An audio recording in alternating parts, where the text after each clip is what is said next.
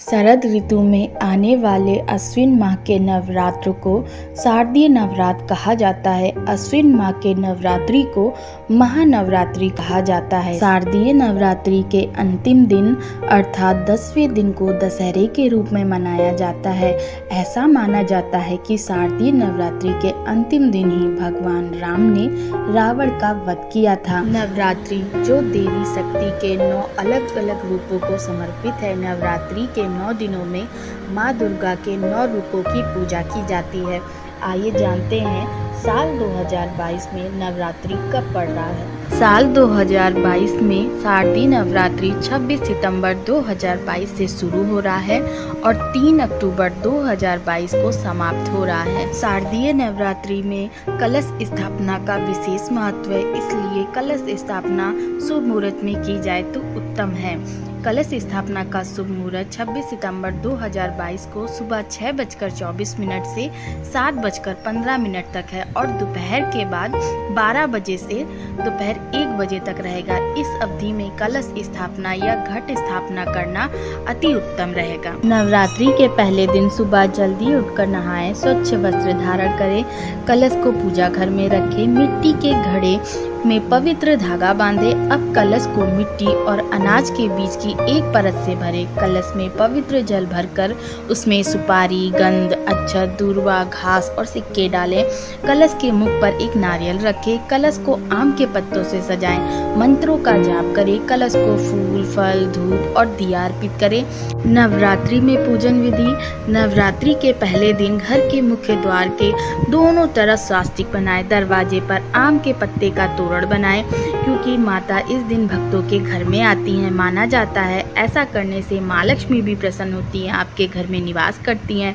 नवरात्रि में माता की मूर्ति को लकड़ी की चौकी या आसन पर स्थापित करना चाहिए। जहाँ मूर्ति या तस्वीर स्थापित करें वहाँ पहले स्वास्तिक का चिन्ह बनाएं, उसके बाद रोली और अक्षत से टीके और फिर वहाँ माता की मूर्ति को स्थापित करें। उसके बाद विधि विधान से षोडशोपचार करके माता जी की पूजा करें।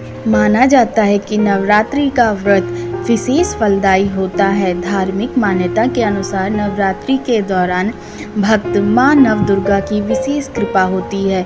नवरात्रि का व्रत करने से मनुष्य के सभी कष्टों का हरण होता है, जीवन सुख समृद्धिशाली होता है। व्रत रखने वाले के घर में सभी तरह के दोष नष्ट हो जाते हैं। भक्तों, इन नवरात्रि के 9 दिनों में आप माता को 9 प्रकार के भोग अर्पित करके अपने जीवन की समस्त संकट बाधाओं को दूर कर सकते हैं, साथ ही अपनी मनोकामना की पूर्ति भी कर सकते हैं। तो आइए जानते हैं माता रानी के 9 दिन के 9 प्रकार के भोग। नवरात्रि के पहले दिन माँ के चरणों में गाय का शुद्ध घी अर्पित करें, इससे शरीर निरोगी रहता है। नवरात्रि के दूसरे दिन माँ को शक्कर का भोग लगाएं, आयु वृद्धि होगी। तीसरे दिन दूध या दूध से बनी मिठाई, खीर का भोग लगाएं, इससे दुखों से मुक्ति मिलेगी। चौथे दिन मालपुए का भोग लगाएं, इससे बुद्धि का विकास होने के साथ साथ निर्णय शक्ति बढ़ती है। 5वें दिन माँ को केले का भोग अर्पित करें, इससे शरीर स्वस्थ रहेगा। नवरात्रि के 6ठे दिन माँ को शहद का भोग लगाएं, जिससे लोग आपकी तरफ आकर्षित होंगे। नवरात्रि के 7वें दिन गुड़ का भोग लगाएं, इससे आकस्मिक आने वाले संकटों से रक्षा मिलेगी। 8वें दिन माँ को नारियल का भोग लगाएं, इससे संतान संबंधी परेशानियों से छुटकारा मिलेगा।